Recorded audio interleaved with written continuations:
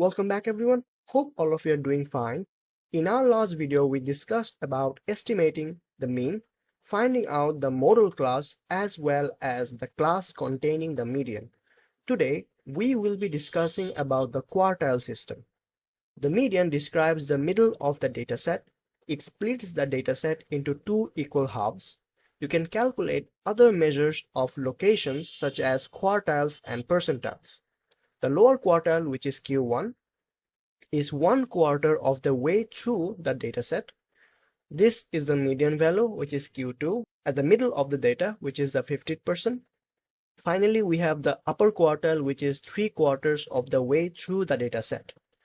Percentiles split the dataset into 100 parts, meaning 1% is going to be 1/100 of the whole dataset, and the 10th percentile lies 1/10 way through the data.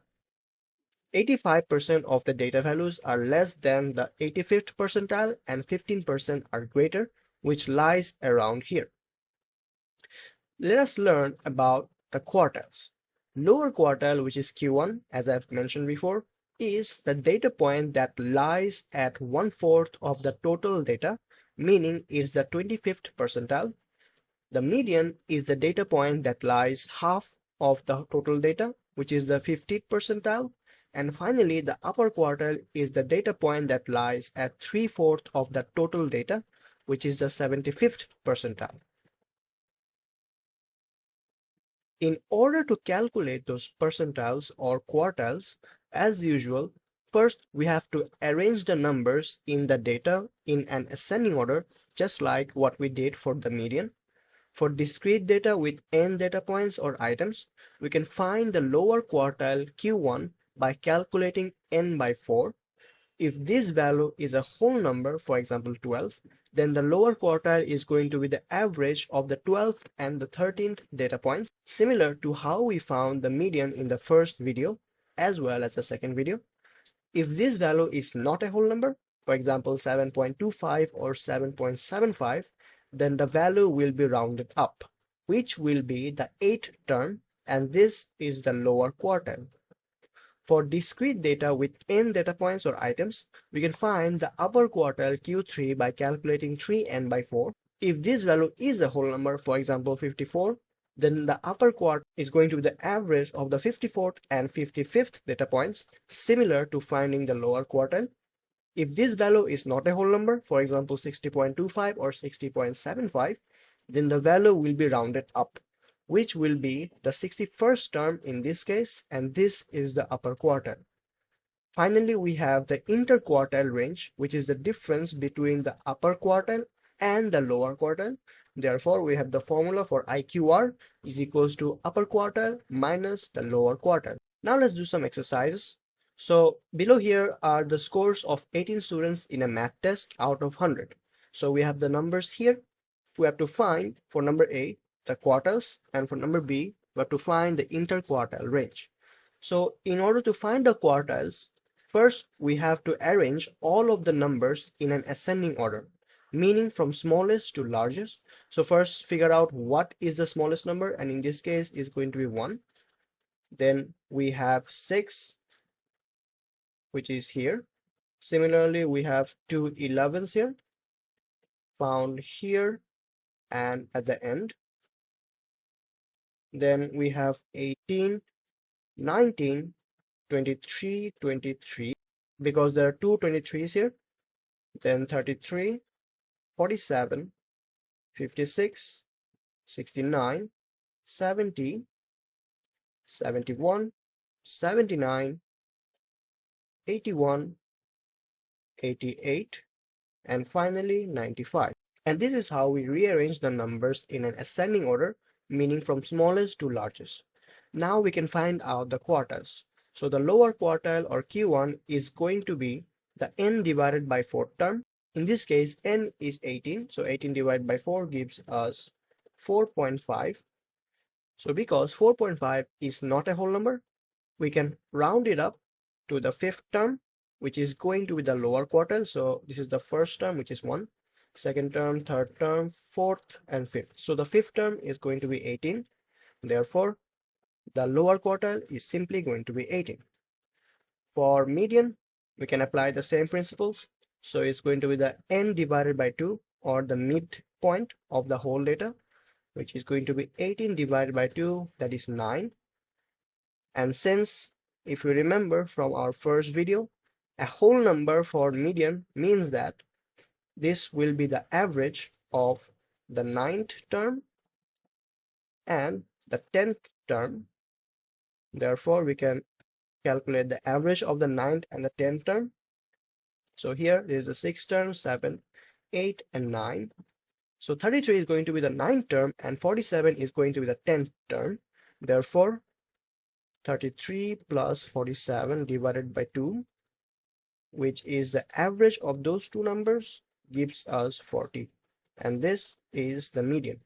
Finally, we can find the upper quartile, which will be 3n divided by 4 data point.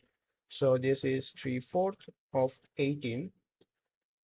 That gives us 13.5, which we have to round up to 14th because as per the rules. So the 14th term, which is 11, 12, 13, and 14 here. The 14th term here is going to be 71. Therefore, the upper quartile is going to be 71. This is how you can find the quartiles. For number B, we have to calculate the interquartile range. And as you remember, the interquartile range, or IQR, is going to be Q3 subtracted with Q1, or the difference between the upper quartile and the lower quartile. So 71 minus 18 is going to be the interquartile range. So this gives us 53. And this is the answer. Moving on, let us do another math from the S1 book. This is from exercise 2D, and this is number 1. The daily mean pressure in hectopascals during the last 16 days of July in Perth is recorded. The data are given below. We have to find the median pressure for that period. So just like before, to find the median, or in fact to find the quartiles, we have to arrange the data in an ascending form, and then we have to apply the known concept. So first of all, let us try to find the smallest number, which is 1009 here. So 1009, then we have 1013 here as the next smallest one. Then similarly, we have 1014, 1017, which is occurring twice here, as you can see. Then we have 1017 again. So this means that 1017 has occurred twice. Then we have 1018. Similarly, 1019, 1021, 1022, 1024, 1024, which occurs twice, as you can see here. After that, we have 1025 here, which is this. Then 1027, which is here. Then 29, 29, and finally we have the largest number, which is 1031. And this is the arranged form in ascending order. Now we can find the median, which is going to be Q2, or the n divided by 2 term. So this is going to be 8. Now, because this is a whole number, this means the actual median is going to be the average of 8 and 9 term. So I have to add the 8th and the 9th term and divide it by 2. So to find out them, let us figure out what's the 8th term. Here we have 1, 2, 3, 4, 5, 6, 7, 8. Meaning 1019 is the 8th term, and the 9th term is going to be the one next to it. So 1021. So divide by 2 gives us 1020 hectopascals. And this is the median. Similarly, for the upper and lower quartiles, Q1 will be n divided by 4, which is 16 by 4. That gives us the 4th term. And as you know, because this is a whole number, what this actually means is that the actual lower quartile is going to be the average of the 4th and 5th term. So 4th term is going to be 1017, and the fifth term is also 1017, so their average is simply going to be the same, which is 1017 hectopascals. Repeating for the upper quartile, which is 3n by 4, this is going to be 16 multiplied with 3/4, and that gives us the 12th term. But because 12 is a whole number, what it means is that the actual upper quartile is going to be the average of the 12th and the 13th numbers here.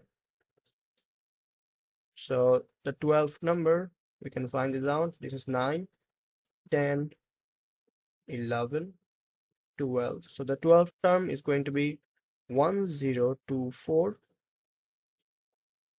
and the 13th is going to be 1025. So their average is simply going to be 1024.5, and this is the answer. For the final math, Jane Ape records the number of books in the collections of students in her year.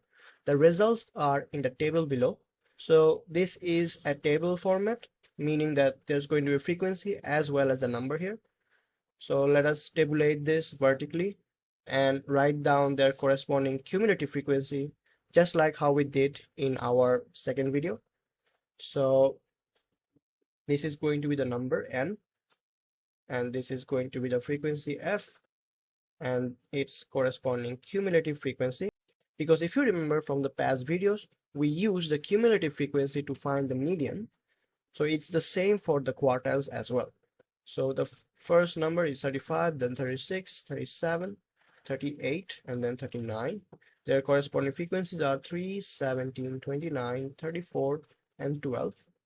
So the first cumulative frequency is going to be the frequency itself, 3. The next is going to be 3 plus 17, which is going to be 20. The next one is going to be 20, the previous cumulative frequency, plus the new frequency, which is 20 plus 29, giving us 49. Then we have 49 plus 34, which is this one. That gives us 83. And finally, 83 plus 12 gives us 95. Now, we can say that the summation of f is going to be 95 from here. So we know that the lower quartile lies at 1/4 of the total data. So 95 divided by 4, which gives us 23.75. As this is not a whole number, we have to round this up to 24. So therefore, the lower quartile is going to be in this number of books, because before 37 there were 20 books, and so the 24th book will be after this. So Q1 is going to be equals to 37. Similarly for Q2, it is going to be 95 by 2, which gives us 47.5, which we have to round up because it's not a whole number, to 48. And the 48th term also lies before this 49. Therefore, Q2 is also going to be 37, because it takes 49 books in total to complete the 37 number of books. So after that, we can find the upper quartile, which is going to be 95 multiplied with 3/4. That gives us 71.25. And since this is not a whole number, we have to round this up to 72. And as you can see, 72 is within 83. So therefore, the number of books corresponding to that cumulative frequency is 38. So Q3 is going to be 38. So this is the end of the video. Thank you all for watching. Please make sure to leave a like, share, comment, and subscribe if you enjoyed the content. Goodbye, everyone.